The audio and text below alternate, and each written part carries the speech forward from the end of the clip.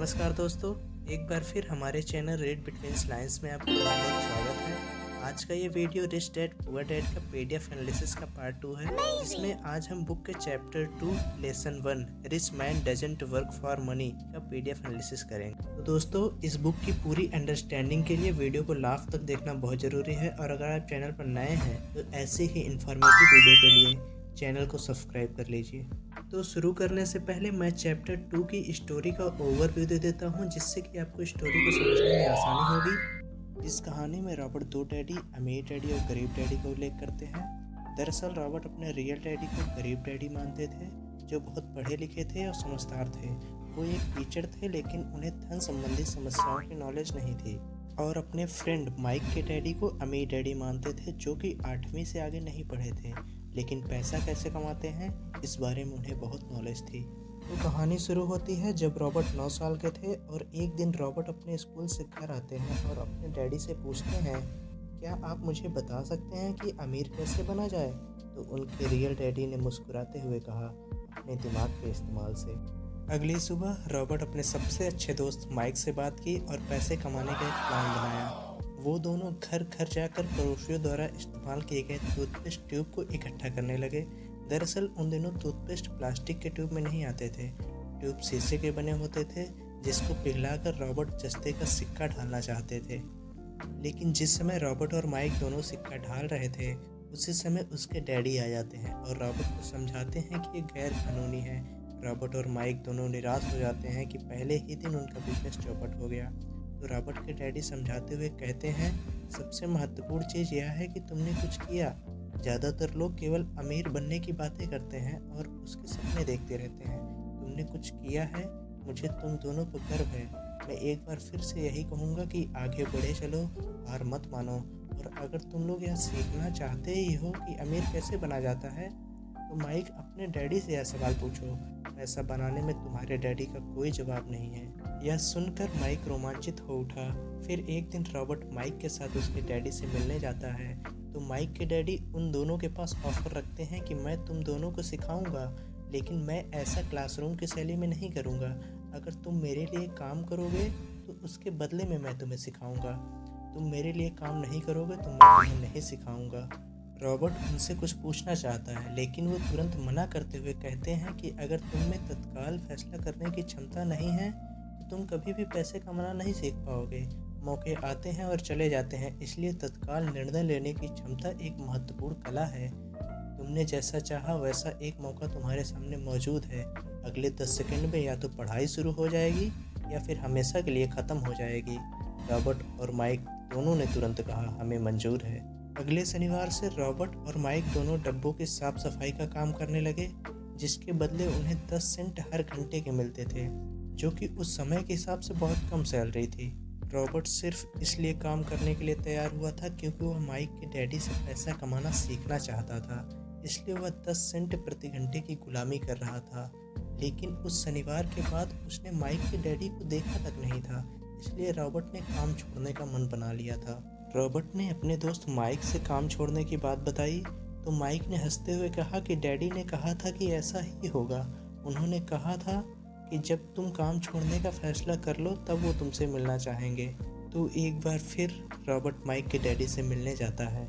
अब आगे की कहानी का हम पीडीएफ एनालिसिस करेंगे, तो चलिए शुरू करते हैं। रॉबर्ट आगे लिखते हैं कि मैं उनका सामना करने के लिए तैयार था, यहाँ तक कि मेरे असली डैडी भी उनसे नाराज़ थे। मेरे असली डैडी, जिन्हें मैं गरीब डैडी कहता हूँ, यह मानते थे कि मेरे अमीर डैडी बाल श्रम कानूनों का उल्लंघन कर रहे थे और इस पूरे मामले की जांच होनी चाहिए। मेरे पढ़े लिखे गरीब डैडी ने मुझसे यह कहा कि मैं सही तनख्वाह मांगूं, कम से कम 25 सेंट प्रति घंटा।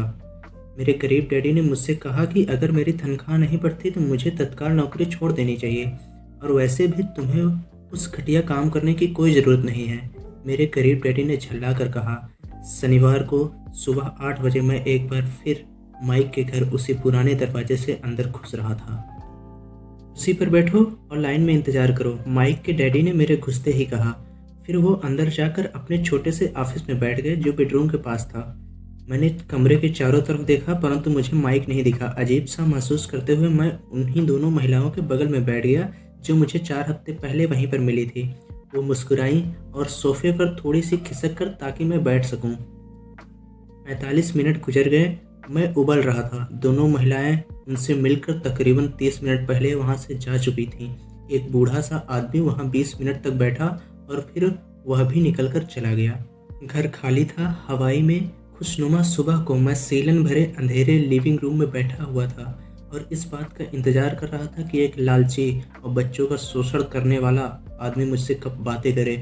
मैं सुन सकता था कि वो फ़ोन पर बातें कर रहे थे, ऑफिस में इधर उधर के काम कर रहे थे और मुझे नज़रअंदाज कर रहे थे। मेरी इच्छा तो हो रही थी कि मैं उस घमंडी आदमी से बिना मिले ही घर लौट जाऊं, पर किसी वजह से मैं रुक गया। आखिर 15 मिनट बाद ठीक 9 बजे अमीर डैडी ने ऑफिस से बाहर निकले।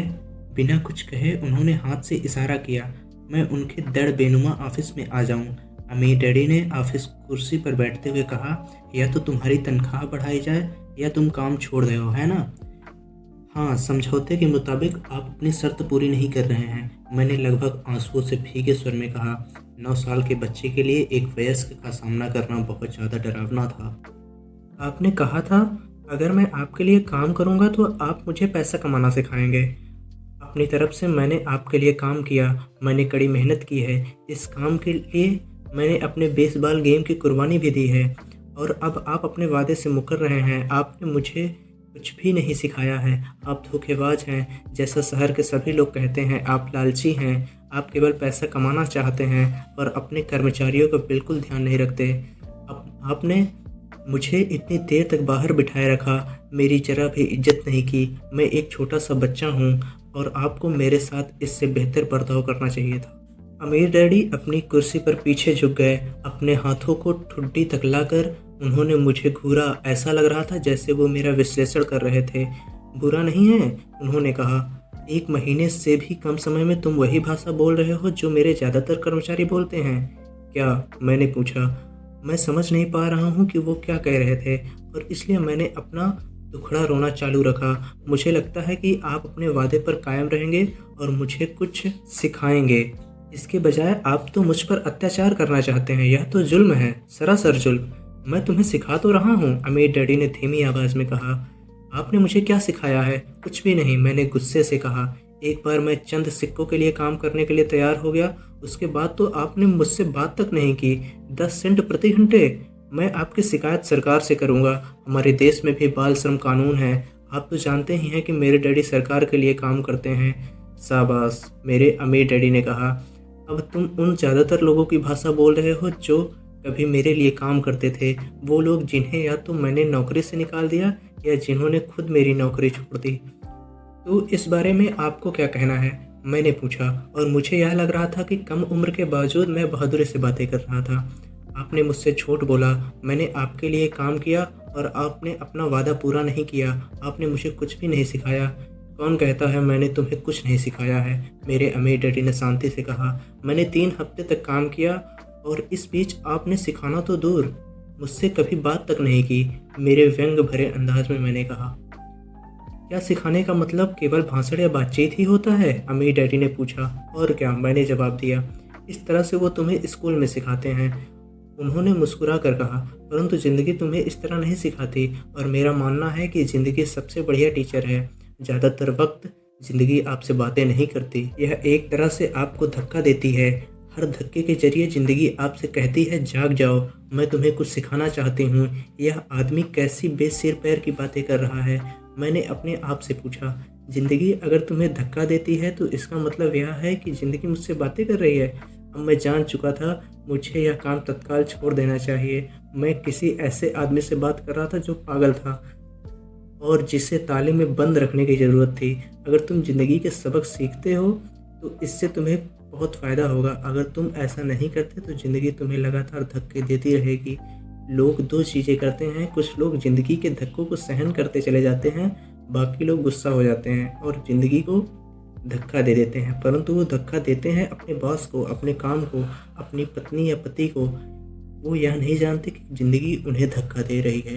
मैं नहीं जानता था वो किस बारे में बातें कर रहे थे। ज़िंदगी हम सबको धक्के मारती है। कुछ लोग हार मान लेते हैं, बाकी के लोग लड़ते रहते हैं।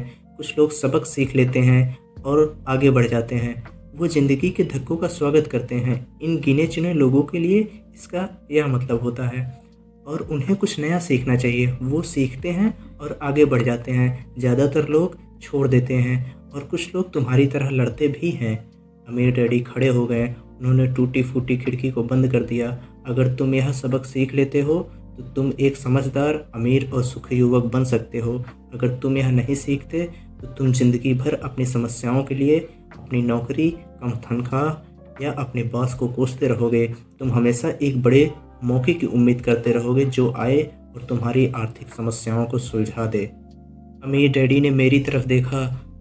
क्या मैं अब भी उनकी बातें सुन रहा था? उनकी आंखें मेरी आंखों से मिली। हम एक दूसरे की तरफ देखते रहे और हमारी आंखों के बीच संप्रेषण की धाराएं बहने लगी। आखिर जब मैं उनके संदेश का मतलब समझ गया तो मैंने अपनी नज़रें झुका ली। मैं जान गया था कि वो सही थे। मैं उन्हें दोषी ठहरा रहा था जबकि सीखने की जिद मेरी ही थी। मैं फालतू में ही लड़ रहा था। अमीर डैडी ने आगे कहा, अगर आप इस तरह से आदमी हैं जिसमें हिम्मत नहीं है तो आप ज़िंदगी के हर थपेड़े को सामने हार मान लेते हैं। अगर आप इस किस्म के आदमी हैं कि आप ज़िंदगी भर सुरक्षित खेल खेलते रहेंगे, सही चीज़ें करते रहेंगे और किसी ऐसे वक्त का इंतज़ार करते रहेंगे जो आने वाला नहीं है, तो फिर आप एक बोरिंग बुढ़े की तरह मर जाएंगे। आपके पास बहुत से दोस्त होंगे जो आपकी सिर्फ इसलिए तारीफ़ करेंगे क्योंकि आप एक मेहनती और भले आदमी थे। आपने अपनी ज़िंदगी सुरक्षित खेल खेलने और सही चीज़ें करने में गुजार दी। परंतु सच बात तो यह है कि आपने ज़िंदगी के थपेड़ों के सामने घुटने टेक दिए। आप खतरा मोल लेने की कल्पना तक से डरते थे। हकीकत में आप जीतना चाहते थे, परंतु आपके लिए हारने का डर जीतने के रोमांच से ज़्यादा ताकतवर साबित हुआ। अंदर से आप और केवल आप जान पाएंगे कि आपने कभी जीतने की कोशिश नहीं की। आपने सुरक्षित खेल खेलने का विकल्प चुना। हमारी नज़रें एक बार फिर मिली।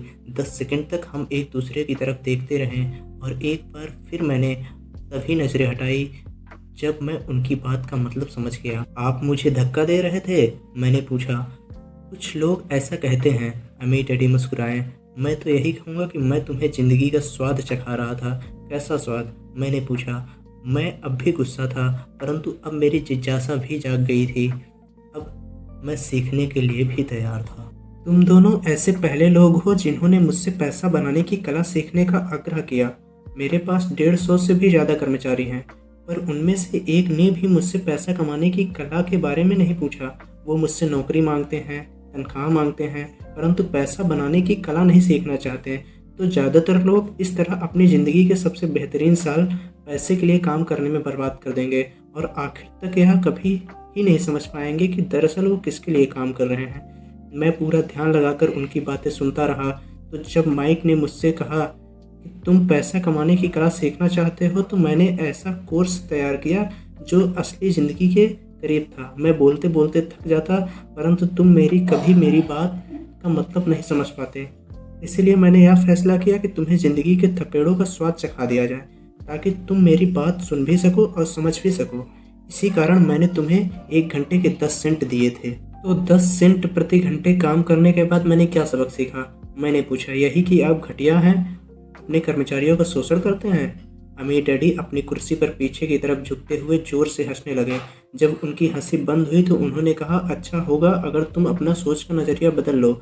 मुझे समस्या मत मानो, मुझे दोष देना छोड़ दो। अगर तुम सोचते हो कि तुम्हारी समस्या मैं हूँ तो तुम्हें मुझे बदलना होगा। इसके बजाय अगर तुम्हें यह लगता है कि तुम्हारी समस्या तुम खुद हो तो तुम खुद को बदल सकते हो, सीख सकते हो और ज़्यादा समझदार बन सकते हो। ज़्यादातर लोग चाहते हैं कि दुनिया का हर आदमी बदल जाए, बस हम खुद ही ना बदलें। मैं तुम्हें यह बता दूं कि किसी दूसरे को बदलने से ज़्यादा आसान यह है कि हम खुद को बदल लें। मैं आपकी बात ठीक से समझ नहीं पाया। मैंने कहा, अपनी समस्याओं के लिए मुझे देश देना छोड़ दो। अमीर डैडी ने अधीरता से कहा, और आपने मुझे सिर्फ 10 सेंट का ही वेतन दिया, तो तुमने क्या सीखा? अमीर डैडी ने मुस्कुरा कर पूछा। यही कि आप घटिया हैं, मैंने शरारत भरे मुस्कान के साथ कहा। अच्छा, तो तुम यह सोचते हो कि समस्या मैं हूँ? अमीर डैडी ने कहा। वो तो आप हैं ही। खैर, इस तरह से सोचते रहो और तुम जिंदगी भर कुछ नहीं सीख पाओगे। अगर तुम्हारा नज़रिया यही है कि समस्या मैं हूँ, तो तुम्हारे पास क्या विकल्प रह जाते हैं? अगर आप मेरी तनख्वाह नहीं बढ़ाते या मुझे ज़्यादा इज्जत नहीं देते हैं तो मैं आपका काम छोड़कर चला जाऊँगा। खुशी खुशी करते रहते तो मैं तुमसे साफ कह देता कि मैं तुम्हें नहीं सिखा सकता। यह जान लो कि सच्ची शिक्षा में ऊर्जा, प्रबल भावना, ज़बरदस्त इच्छा की ज़रूरत होती है। गुस्से उस फार्मूले का एक बहुत बड़ा हिस्सा है, क्योंकि प्रबल भावना में गुस्से और प्रेम का समन्वय होता है। जब पैसे की बात आती है तो ज़्यादातर लोग सुरक्षित रास्ता खोजते हैं, इसलिए प्रबल भावना उन्हें राह नहीं दिखा पाती। उन्हें राह दिखाता है उनका डर। तो क्या इसलिए वो कम तनख्वाह पर काम करने के लिए राजी हो जाते हैं? मैंने पूछा। हाँ, अमीर डैडी ने कहा। कुछ लोग कहते हैं कि मैं लोगों का शोषण करता हूँ क्योंकि मैं उन्हें उतनी तनख्वाह नहीं देता जितनी उन्हें अगर प्लांटेशन या सरकार की तरफ से मिलती है। मैं यही कहना चाहता हूँ कि लोग खुद अपना शोषण करते हैं, डरते वो हैं, मैं नहीं। पर क्या आपको नहीं लगता कि आपको उन्हें ज़्यादा तनख्वाह देनी चाहिए? मैंने पूछा। मुझे ज़्यादा देने की ज़रूरत ही नहीं है, और इसके अलावा ज़्यादा पैसे मिलने से उनकी समस्या तो नहीं सुलझेगी। अपने डैडी को ही देख लो, वो बहुत सा पैसा कमाते हैं और फिर भी वो अपने बिलों का भुगतान नहीं कर पाते। दुनिया में ऐसे बहुत से लोग हैं जिन्हें अगर ज़्यादा पैसा मिल जाए तो वो ज़्यादा कर्ज में डूब जाएंगे। तो इसी कारण आपने मुझे 10 सेंट प्रति घंटे की तनख्वाह दी, मैंने मुस्कुराते हुए कहा। यह सबक का हिस्सा था? बिल्कुल सही, अमीर डैडी ने मुस्कुरा कर कहा। देखो, तुम्हारे डैडी स्कूल गए और उन्होंने बहुत बढ़िया शिक्षा इसलिए हासिल की ताकि उन्हें अच्छी तनख्वाह वाली नौकरी मिल सके, जो उन्हें मिल गई। परंतु उनके पास आज भी पैसों की तंगी है। ऐसा इसलिए है क्योंकि उन्होंने स्कूल में पैसों के बारे में कुछ भी नहीं सीखा, और सबसे बड़ी बात यह है कि वो पैसों के लिए काम करने में भरोसा करते हैं। और आप नहीं करते? मैंने पूछा। नहीं, सच पूछा जाए तो नहीं, अमीर डैडी ने कहा। अगर तुम पैसों के लिए काम करना सीखना चाहते हो तो स्कूल में ही रहो, यह सीखने के लिए उससे बढ़िया जगह कोई नहीं है। परंतु अगर तुम यह सीखना चाहते हो कि पैसा तुम्हारे लिए किस तरह काम करे, तो यह मैं तुम्हें सिखा सकता हूँ, परंतु तभी जब तुम सीखना चाहो। क्या हर कोई यह नहीं सीखना चाहता? मैंने पूछा। नहीं, अमीर डैडी ने कहा, सिर्फ इसलिए क्योंकि पैसों के लिए काम करना ज़्यादा आसान है, खासकर तब जब पैसों के बारे में आपकी मूल भावना डर हो। मैं समझ नहीं पाया। मैंने त्योरिया चढ़ाकर कहा, उसकी फ़िलहाल चिंता मत करो। अभी इतना ही समझ लो कि डर के कारण ही ज़्यादातर लोग अपनी नौकरी कर रहे हैं। अपने बिलों का भुगतान ना कर पाने का डर, नौकरी से निकाल जाएगा इस बात का डर, पैसा ना होने का डर, एक बार फिर से शुरू करने का डर, या किसी व्यवसाय से सीखने और पैसों के लिए काम करने की कीमत है। ज़्यादातर लोग पैसों के गुलाम बन जाते हैं और फिर वो अपने बास पर अपनी भड़ास निकालते हैं। तो आपकी नज़र में पैसों से अपने लिए काम करवाना एक बिल्कुल अलग विषय है? मैंने पूछा। बिल्कुल, अमीर डैडी ने जवाब दिया, बिल्कुल। शनिवार की उस खुशनुमा सुबह हवाई में हम लोग चुपचाप बैठे रहे। मेरे दोस्त उस समय लिटिल लीग बेसबॉल गेम शुरू कर ही रहे होंगे, पर किसी वजह से मैं खुश था कि मैंने 10 सेंट प्रति घंटे के हिसाब से काम करने का फैसला किया था। मुझे लगा कि मैं कुछ ऐसा सीखने जा रहा था जो मेरे दोस्त स्कूल में कभी नहीं सीख पाएंगे। सीखने के लिए तैयार? अमीर डैडी ने पूछा। बिल्कुल, मैंने दांत निकाल कर कहा। मैंने अपना वादा निभाया है। मैंने तुम्हें दूर बैठे बैठे भी सिखाया है, अमीर डैडी ने कहा। 9 साल की उम्र में तुम्हें इस बात का पता चल चुका है कि पैसों के लिए काम करना कैसा होता है। अपने पिछले महीने को 50 सालों से गुणा कर लो और तुम्हें इस बात का अंदाज़ा हो जाएगा कि ज़्यादातर लोगों की ज़िंदगी किस तरह गुजरती है। मैं समझ नहीं पाया, मैंने कहा। जब तुम मुझसे मिलने के लिए लाइन में इंतज़ार कर रहे थे तो तुम्हें कैसा लग रहा था? एक बार नौकरी के लिए और दूसरी बार तनख्वाह बढ़वाने के लिए। भयानक, मैंने कहा। अगर तुम पैसों के लिए काम करने का विकल्प चुनते हो तो ज़्यादातर लोगों के लिए ज़िंदगी का मतलब यही होता है, अमीर डैडी ने कहा। और तुम्हें तब कैसा लगा था जब मिसेज मार्टिन ने तुम्हारे हाथ में 3 घंटे काम करने के लिए 3 सिक्के थमाए थे? मुझे लगा था यह काफ़ी नहीं है। मुझे लग रहा था कि यह कुछ भी नहीं है। मैं निराश हुआ था, मैंने कहा। और यही ज़्यादातर कर्मचारियों को लगता है जब वो अपनी तनख्वाह के चेक को देखते हैं, खासकर तब जब उससे टैक्स और बाकी कटौतियाँ कर ली जाती है। कम से कम तुम्हें तो पूरी तनख्वाह मिलती थी, उन्हें तो पूरी तनख्वाह भी नहीं मिलती। आपका मतलब है ज़्यादातर कर्मचारियों को पूरी तनख्वाह नहीं मिलती? मैं हैरान था। नहीं, अमीर डैडी ने कहा, सरकार हमेशा अपना हिस्सा पहले ले लेती है। सरकार ऐसा कैसे करती है? मैंने पूछा। टैक्स, अमीर डैडी ने कहा। जब आप कमाते हैं तो आप पर टैक्स लगता है, जब आप खर्च करते हैं तो आप पर टैक्स लगता है, जब आप बचाते हैं तो आप पर टैक्स लगता है, जब आप मर जाते हैं तो भी आप पर टैक्स लगता है। लोग सरकार को ऐसा क्यों करने देते हैं? अमीर लोग ऐसा नहीं करने देते, अमीर डैडी ने मुस्कुरा कर कहा, परंतु गरीब और मध्यवर्गीय लोग ऐसा करने देते हैं। मैं दावा करता हूँ कि मैं तुम्हारे डैडी से ज़्यादा कमाता हूँ। परंतु वो ज़्यादा टैक्स चुकाते हैं। यह कैसे संभव है? मैंने पूछा। 9 साल का बच्चा इस अजीब आंकड़े को समझ नहीं पा रहा था। कोई आदमी सरकार को ऐसा करने की इजाज़त कैसे दे सकता है? अम्मी डैडी चुपचाप बैठे रहे। मैं समझ गया कि वो चाहते थे कि मैं सुनूं, ना कि उनसे फालतू में सवाल करूं। आखिर मैं शांत हो गया। जो मैंने सुना था वह मुझे अच्छा नहीं लगा था। मैं जानता था कि मेरे डैडी हमेशा टैक्स का रोना रोते थे, परंतु दरअसल इस बारे में वो कुछ भी नहीं जान पाते थे। क्या ज़िंदगी उन्हें धक्का दे रही थी? अम्मी डैडी मेरी तरफ देखते हुए अपनी कुर्सी में धीमे धीमे और खामोशी से हिलने लगे। सीखने के लिए तैयार? उन्होंने पूछा। मैंने अपना सर धीमे से हिलाया। जैसा मैंने कहा, सीखने के लिए बहुत कुछ है। पैसों से अपने लिए काम कैसे करवाया जाए, यह ज़िंदगी भर चलने वाली पढ़ाई है। ज़्यादातर लोग 4 साल के लिए कॉलेज जाते हैं और अपनी पढ़ाई पूरी हो जाती है। मैं पहले से जानता हूँ कि मेरी धन संबंधी पढ़ाई जीवन भर चलेगी, और इसकी वजह यह है कि मैं जितना ज़्यादा जान लेता हूँ, उससे भी ज़्यादा जानने की मेरी जिज्ञासा बढ़ती चली जाती है। ज़्यादातर लोग इस विषय को कभी नहीं पढ़ते। वो नौकरी पर जाते हैं, अपनी तनख्वाह लेते हैं, अपनी चेक बुक को बैलेंस करते हैं और बात खत्म हो जाती है। इसके बाद भी उन्हें अचरज होता है कि उनके जीवन में पैसे की समस्याएं क्यों हैं। फिर वो सोचते हैं ज़्यादा पैसों से उनकी समस्या हल हो जाएगी। बहुत कम लोगों को यह एहसास होता है कि असली समस्या धन संबंधी शिक्षा या ज्ञान की है।